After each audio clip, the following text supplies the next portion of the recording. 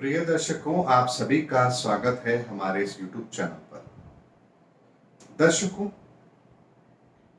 ग्रह जो हमें परिणाम देना चाहते हैं, हम उसी के अनुसार जीवन में कर्म करते हैं। क्या ऐसी अवधारणा हमारी भी है? या इसे दूसरे शब्दों में मैं आपसे कहूं तो क्या हम भी ग्रहों के आगे समर्पण कर देते हैं? अच्छे ग्रह हुए, हम उत्साहित हैं। बुरे ग्रहों का समय आया, हम डिप्रेशन का शिकार हो जाते हैं। या परिस्थितियां विकट होती हैं तो हम उनके आगे हथियार डाल देते हैं। दर्शकों, इस चीज को समझने के लिए मैं आज आपके सामने एक बहुत छोटा सा उदाहरण रखता हूं और आपको यह समझ आएगी कि मैं आपसे क्या कहने जा रहा हूं। जब हम इस धरा पर आए तो क्या प्रकृति ने हमें हर चीज दी थी साथ में? यानी मकान, गाड़ी, जमीन, जायदाद। प्रकृति ने जब भी हम इस धरा पर आते हैं, हमें केवल और केवल ये तन मिलता है। इसके अतिरिक्त सब कुछ यहीं पर होता है और यहीं से हमें मिलता है।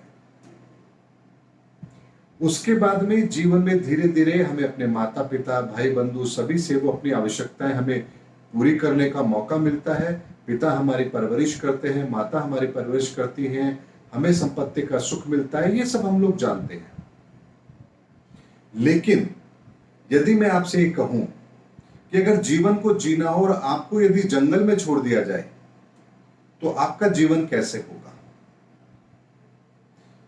अगर बारिश हो रही है तो आप भीगेंगे, गर्मी अधिक है, आपको गर्मी लगेगी। अगर वहां मच्छर है, आपको परेशान करेंगे। फल है तो आप भूख मिटा पाएंगे, लेकिन अगर फल वाले पौधे वहां नहीं हैं तो आप अपनी भूख भी नहीं मिटा पाएंगे। यानी पूरी तरह से आप अपने आप को प्रकृति के अधीन कर देंगे, प्रकृति को सौंप देंगे। प्रकृति जो चीज आपको दे रही है, अगर उपलब्ध है तो आप उसका सेवन करेंगे, उपयोग करेंगे, नहीं तो आप परेशान रहेंगे। ये चीज हमारे साथ में होती है। लेकिन इन सब समस्याओं से बाहर निकलने के लिए हम क्या करते हैं? घर बनाते हैं ताकि मौसम से सुरक्षा मिल सके, पानी की व्यवस्था करके रखते हैं ताकि जब हमें प्यास लगे तो हमें पानी उपलब्ध हो सके। धन का संचय हम करते हैं ताकि बुरे वक्त में हमें अपनी जरूरतें पूरी करने के लिए किसी और के आगे हाथ ना फैलाना पड़े। भोजन की व्यवस्था हम सुबह, दोपहर, शाम अपने अनुसार करके रखते हैं। यानी हर वो चीज जो हमारी जिंदगी को बेहतर बना सकती है, वो सारी की सारी व्यवस्थाएं हम पहले से करके रखते हैं। इसीलिए हमें सभ्य इंसान कहा गया। लेकिन इसके विपरीत हम ग्रहों के साथ में कैसा व्यवहार करते हैं? हम उनके आगे समर्पण कर देते हैं। राहु का समय आएगा, अच्छा हुआ, जैसा वो देना चाहेगा देख के चला जाएगा। सूर्य आएगा, जैसा प्रभाव मिलेगा देखेंगे। अच्छा होगा तो ठीक है, बुरा होगा तो ठीक है। यानी पूरी तरह से ग्रह जैसे हमें जो फल देना चाहते हैं, हम उसे स्वीकार करने को तैयार हो जाते हैं। इसे ही कहते हैं ग्रहों के आगे समर्पण कर देना। यानी वास्तविक जीवन के अंदर हम अपनी सुविधाओं को लेकर के तो इतने ज्यादा व्यवस्थित तरीके से चलते हैं कि हमें पता है कि जिंदगी के अंदर हमारी कौन सी जरूरतें हैं, कब हमें कौन सी जरूरतें पड़ेंगी, और उसकी व्यवस्था हम पहले से करते हैं। लेकिन जीवन के अंदर ग्रहों के कारण से जो परेशानी आएगी, उसकी व्यवस्था हम पहले से करके कभी नहीं रखते हैं। यदि मान लीजिए बुद्ध के कारण से जीवन में कोई परेशानी आएगी, तो क्या हम बुद्ध को ठीक करने का प्रयास बहुत पहले से शुरू करते हैं? शायद बहुत कम लोग होंगे जो ये प्रयास करते हैं। लेकिन मैं अपने व्यक्तिगत जीवन के अनुभव से आपको बता रहा हूं। हालांकि ऐसा होता बहुत कम है, ऐसी बहुत कम कुंडलियां आती हैं, लेकिन आती जरूर है। जब कुंडली व्यक्ति की जीवन के अंदर कुछ और चीज दर्शा रही है, लेकिन व्यक्ति को फिर भी कामयाबी मिलती है। और उनके पीछे का जब कारण पूछा जाता है तो एकमात्र कारण होता है उनका अपना किया हुआ ग्रहों का उपाय। यानी जीवन के अंदर नौकरी को लेकर के बहुत बड़ी परेशानी आएगी, लेकिन लग्नेश को मजबूत वो कर रहे हैं, बचपन से ही अपने लग्नेश की पूजा पाठ करते आ रहे हैं, तो आप देखिए बुरे समय के अंदर भी उन्हें सरकारी नौकरी तक मिल जाती है। क्योंकि बचपन से जब आप अपने लग्नेश को मजबूत करते आ रहे हैं, तो लग्नेश अपने आप वो व्यवस्था कराते हैं ताकि बुरे से बुरे समय होने के बावजूद भी आपको जीवन में वो कामयाबी वो जरूर दिलवा देते हैं जो आपको चाहिए। ये होता है बुरे वक्त के लिए पहले से की गई व्यवस्था। जैसे गर्मी के मौसम के लिए आप पंखे, कूलर, एसी की व्यवस्था पहले से करके रखते हैं। एक बार आपने व्यवस्था कर ली, मौसम बदलेगा, गर्मी आएगी, आप उस साधनों का उपयोग करेंगे और गर्मी से बचने का रास्ता आपने निकाल लिया। लेकिन ऐसा ही तरीका हम अपने ग्रहों के साथ नहीं करते हैं। यही कारण होता है कि जब खराब ग्रह आते हैं हमें जिंदगी में बहुत परेशानियां महसूस होती हैं, और जब अच्छा आता है तो अच्छा तो नेचुरल हो ही जाता है। लेकिन जिंदगी में एक चीज हमें हमेशा समझनी चाहिए, ग्रहों के आगे समर्पण कभी भी मत करिए। अपने आप को ग्रहों से मुकाबला करने के लिए तैयार कीजिए। यानी कहने का तात्पर्य यह है दर्शकों कि जीवन के अंदर यदि हम भी पहले से वो व्यवस्था करके रखें ताकि जीवन के अंदर जब ग्रहों का वो विपरीत समय हमें मिले तो हम अपने जीवन के अंदर उन परिस्थितियों को फेस ना करें जिसके कारण से हमें निराशा मिलती है या हमें परिणाम विपरीत मिलते हैं। इसीलिए बचपन के अंदर ही, जन्म के साथ ही माता पिता का यह दायित्व होना चाहिए कि वो बालक को वो सभी उपाय कराएं जिससे उस बालक को जिंदगी के अंदर आगे चल करके किसी भी तरह की ग्रहों की समस्या का सामना ना करना पड़े। और इसीलिए हम लोगों के जीवन के अंदर वैदिक समय पर नामकरण संस्कार की प्रथा जुड़ी हुई थी, जिसकी वजह से बालक के जन्म के साथ ही विप्र पंडित लोग ये बता दिया करते थे कि ये बालक किस तरह की एनर्जी को लेकर के आया है और इसकी परवरिश कैसे होनी चाहिए। और माता पिता उसी के आधार पर उसकी परवरिश करते थे, तो जीवन के अंदर कोई बहुत बड़ा संकट उन्हें देखने को नहीं मिलता था।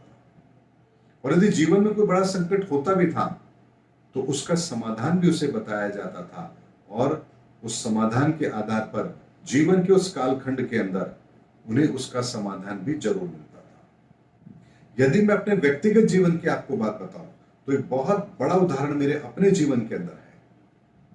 मुझे बचपन के अंदर ही किसी एस्ट्रोलॉजर ने बताया था कि मेरी आयुष कम है, यानी 32 से ज्यादा मेरी एज नहीं है, और इसीलिए 13 वर्ष की आयु में मैंने हस्तरेखा सीखना शुरू कर दिया था। और हस्तरेखा जब मैं देखना जान गया था तो मुझे पता था कि वास्तव में बात सही है कि मेरी आयुष कम है। लेकिन वहां पर मैंने उस समय पर डिसाइड किया था कि मुझे इन परिस्थितियों को बदलना भी है। इसीलिए मुझे जब पता था कि मेरी दुर्घटना के कारण से मृत्यु है, तो मैंने ये तय किया था कि जब तक मेरा ये 32 वर्ष का समय पूर्ण नहीं होता है मैं 4 व्हीलर चलाना नहीं सीखूंगा। ना मैं 4 व्हीलर चलाना सीखूंगा, ना मैं हाईवे पे गाड़ी लेके जाऊंगा, ना कोई दुर्घटना होगी और ना ही मुझे कोई इतना बड़ा डैमेज मिलेगा। एक प्रयास मुझे ये करना है, और ये मैंने डिसाइड कर लिया था। 2 व्हीलर चलाता था लेकिन फिर भी कभी मैंने हाईवे पर ले जाने की गलती नहीं करी, शहर में ही चलाता था। उसके साथ ही मुझे पता था कि बृहस्पति भी मेरा ऐसे स्थान पर बैठा है जो मुझे इससे बाहर भी निकालेगा। इसीलिए बहुत छोटी आयु से ही मेरे दादा दादी ने, मेरे माता पिता ने मुझे आध्यात्म की शिक्षा भी दी, और वही नींव मेरी पड़ी तो मैं भी आगे अपने जीवन के अंदर आध्यात्म को मजबूत करूं, इसका सहारा मुझे मिले, ये मेरे को पता था। इसीलिए मैं अध्यात्मवादी भी रहता था, पूजा पाठ करता था, संतों की सेवा भी करता था, सत्संग में भी जाता था, और ब्रह्म ज्ञान को भी मैंने प्राप्त किया था, और डट के अपनी सेवा भी करता था गुरु घर में। लेकिन जब 32 वर्ष का समय आया, जब वो समय आया, ठीक वो घटना भी घटित हुई। मुझे एक बहुत बड़ा इलेक्ट्रिक शॉक लगा। 1 मिनट तक मैं इलेक्ट्रिक शॉक को फेस करता रहा, और घटना भी कुछ ऐसी थी कि एक सत्संग कार्यक्रम था, वो कार्यक्रम मैंने ही रखवाया था।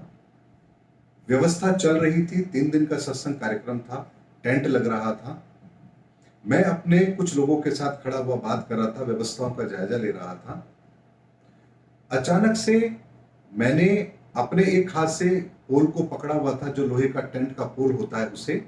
मेरा दूसरा हाथ किसी दूसरे पोल पर मैंने जैसे ही रखा, एक अर्थिंग बनी, न जाने कैसे बनी, और मैं पूरी तरह से इलेक्ट्रिक शॉक के चपेट में आ गया। 1 मिनट तक मैं झूलता रहा। लोगों को समझ नहीं आया कि आखिर मेरे साथ हो क्या रहा है। उनमें से एक इलेक्ट्रिशियन थे, उनको समझ आ गया कि मुझे इलेक्ट्रिक शॉक लगा है। वो तुरंत दौड़े और उन्होंने वहां जाकर के मेन लाइन को काटा, लेकिन तब तक 1 मिनट हो गया था। और जैसे ही उन्होंने लाइन को काटा, मैं वहीं पर निढाल होकर के नीचे गिर गया। मेरी स्थिति ऐसी थी कि मुझे यह अच्छी तरह से लग रहा था कि मैं अब नहीं बचूंगा, और बच भी गया तो कम से कम मेरे दोनों हाथ तो नहीं बचेंगे। बहुत बड़ी इंजरी थी। मेरा हाथ पूरी तरह से डैमेज हो चुका था।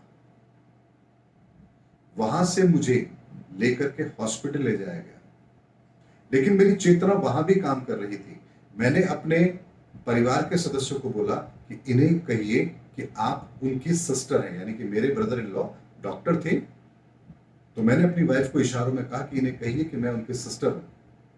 और किस्मत की बात देखिए, उस समय पर उस हॉस्पिटल के अंदर, इमरजेंसी के अंदर जो डॉक्टर मौजूद थे, वो मेरे उन्हीं रिलेटिव के जूनियर थे। जैसे उन्हें पता लगा कि मैं उनका रिलेटिव हूं, उन्होंने सबसे पहले मुझे अटेंड किया। ओटी में ले गए। वहां मेरे हाथ की सर्जरी हुई, 18 टांके आए क्योंकि डैमेज हो गया था मेरा लेफ्ट हैंड। उसके बाद में उन्होंने मेरा कॉलर बोन का एक्सरे किया, तो वहां भी मेरे 2 फ्रैक्चर थे। 4 घंटे के अंदर मैं हॉस्पिटल के अंदर उस सर्जरी से भी फ्री हो गया। और 4 घंटे के बाद में डॉक्टर ने कहा कि आप आराम से घर जाइए, किसी तरह की कोई चिंता नहीं करनी है, और अगर कोई परेशानी हो तो आप तुरंत दिखाने आ जाइए। 15-20 दिन मैं दोनों हाथों को अपने इसी तरह से हैंड करके रखा हुआ था। एक में 18 टांके आए थे, तो वहां भी उन्होंने एक प्लास्टर किया था। दूसरे मेरी कॉलर बोन फ्रैक्चर थी, तो वहां भी तो दोनों हाथ मेरे इसी तरह से थे। मैं पानी का गिलास भी उठाकर नहीं पी सकता था।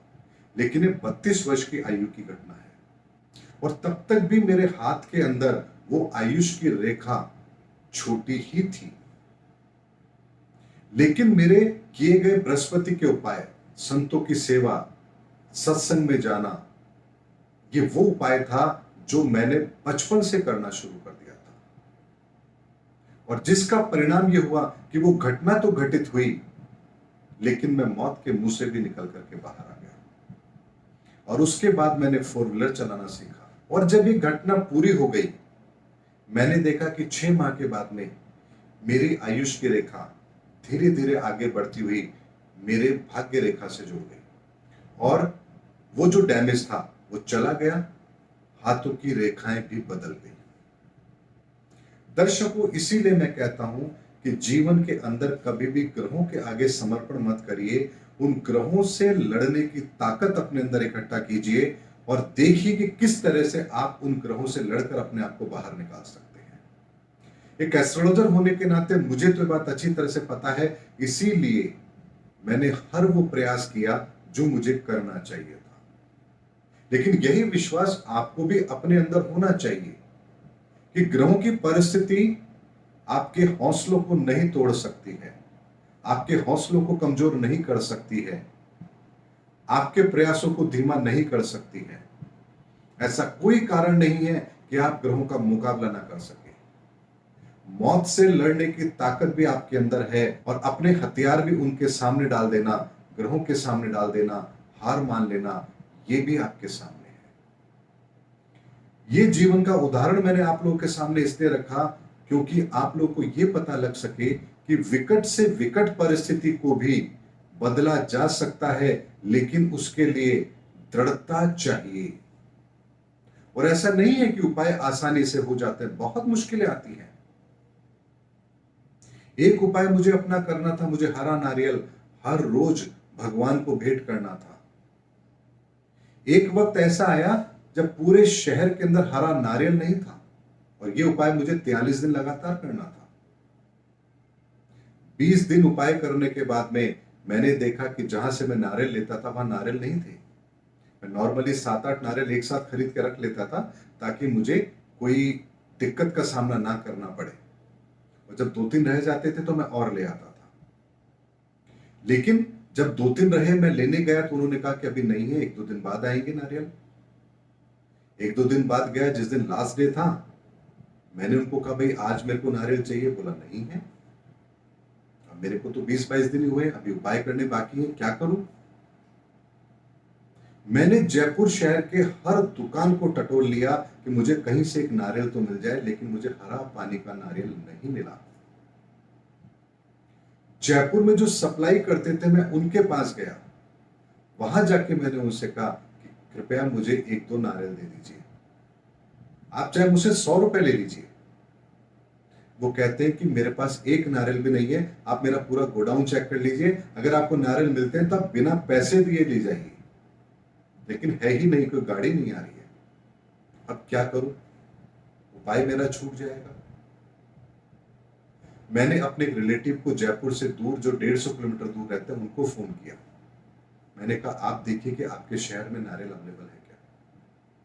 उन्होंने अपने किसी व्यक्ति को भेजा, देखा कि कुछ नारियल अवेलेबल थे। उन्होंने कहा केवल 4 नारियल हैं पूरे अलवर के अंदर, एक ही जगह पर बस। मैंने उनसे कहा कि आप ये 4 नारियल पैक करके तुरंत किसी बस में रखवाइए और ड्राइवर का नंबर मुझे दीजिए। दिन के 12 बज चुके थे इन सब चीजों के अंदर। सुबह 9 बजे मैं मंदिर जाता था। 3 घंटे तक मैं परेशान होता रहा। 12:30 बजे करीब उन्होंने बस के अंदर वो नारियल रखे, मुझे फोन किया। 4 घंटे बाद जयपुर में वो बस आई। जैसे ही बस पहुंची, मैंने उनसे वो पैकेट लिया, ड्राइवर को खुश होकर के 100 रुपए दिए। मैंने कहा आप रखो ये। बोला किस चीज के? मैंने कहा आप रखो, आपने मेरा बहुत बड़ा काम किया है। और उसके बाद उस नारियल को लेकर के मैं मंदिर में गया अपनी पूजा करने के लिए। और 2 दिन बाद में फिर जयपुर में खूब नारियल अवेलेबल थे। उसके बाद मुझे कोई दिक्कत नहीं आई। लेकिन उपाय के अंदर व्यवधान कितना जबरदस्त था, ये मैंने आपको बताने का प्रयास किया है। और उसके अंदर आपकी हिम्मत कितनी होनी चाहिए उस चीज से मुकाबला करने की, ये भी मैंने आपको बताया। क्योंकि मैंने मेरी जिंदगी में एक चीज सीखी है, मैं कभी भी हार नहीं मानता। चाहे जितनी मर्जी विकट परिस्थिति हो, असंभव से असंभव परिस्थिति हो, लेकिन मैं कभी हार नहीं मानता, उन परिस्थितियों के आगे घुटने नहीं टेकता। ये मैं बचपन से चीज को समझता आ रहा हूं। मैंने कभी परिस्थिति के आगे हार मानना सीखा ही नहीं। और शायद यही कारण है कि जिंदगी के अंदर बड़ी बड़ी चुनौतियों को फेस करते हुए भी आज आप लोगों के सामने जिंदा हूं, वरना सालों पहले इस दुनिया को अलविदा कह चुका होता। ये मेरी जिंदगी का उदाहरण आपको ये समझाने के लिए पर्याप्त है कि किस तरीके से ग्रहों की परिस्थिति को बदला जा सकता है। ये मेरा अपना प्रैक्टिकल अनुभव है जो मैंने आप लोगों के साथ साझा किया। इसीलिए ग्रहों के आगे अपने हथियार मत डालिए, उससे मुकाबला करने की ताकत अपने अंदर लेके आइए। दुनिया की कोई ताकत आपको हरा नहीं सकती, ये मेरा दावा है। उम्मीद करता हूं दर्शकों मेरा वीडियो आपको जरूर पसंद आया होगा। अगले वीडियो में फिर आपसे मुलाकात होगी, तब तक हमारे चैनल पर बने रहिए। जय हिंद, जय भारत।